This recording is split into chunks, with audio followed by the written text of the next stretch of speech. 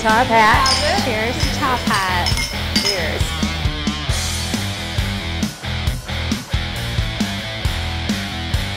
This is Top Hat.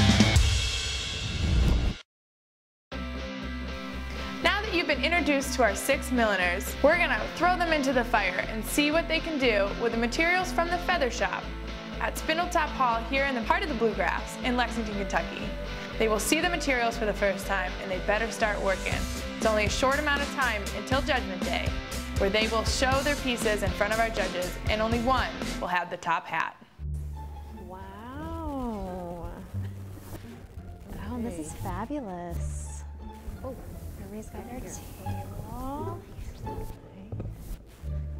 I thought, what a challenge. We all were saying we had no idea what would be asked of us, but I was up for it. I always like what's around the next bend.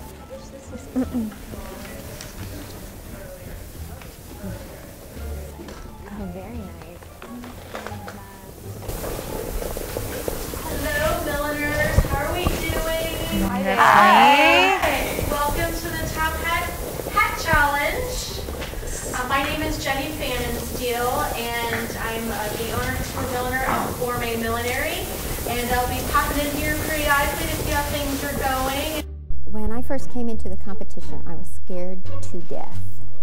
And actually, when I thought about signing up for it, I first said, no, you're not doing that. And then I asked myself, why don't you want to do that? And I said, my answer to myself was because I'm scared to death. And I thought, you know what, Rose, if you're that scared to death, then you need to do it and face it. So that's why I'm here. Rose, how are you? Hi, doing great. Good. Tell me a little bit about what you're making. Well, these colors reminded me of a rose in our garden in the summer that's pink and yellow. I'm just kind of waiting to see what the Cinnamay tells me to do. Good. Nothing wrong with that.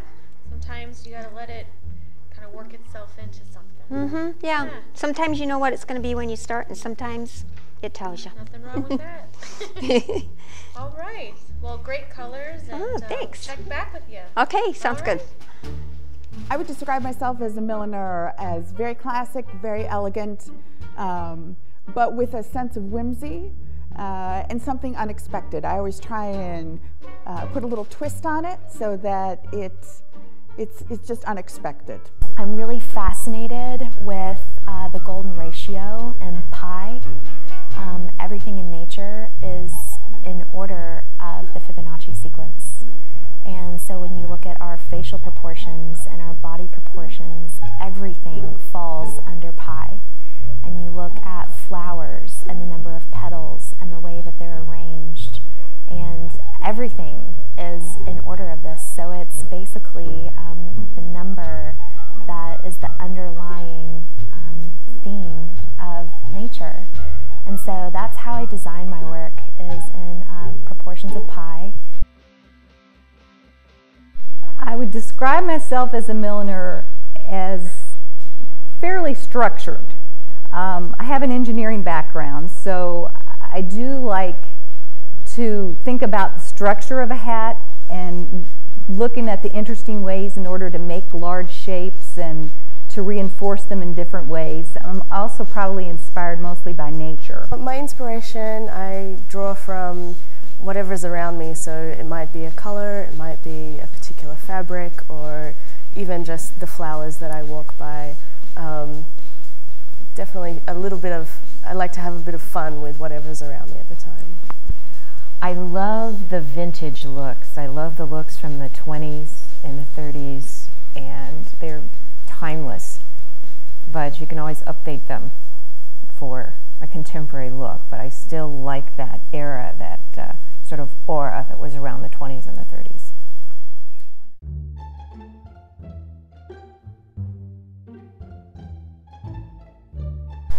All right, milliners, it's about that time to wrap it up just for today. Wow.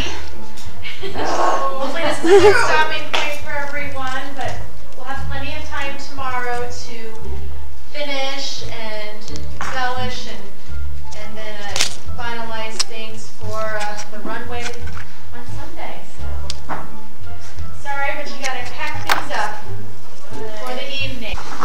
should have brought a bigger purse. I could have snuck it out. Here.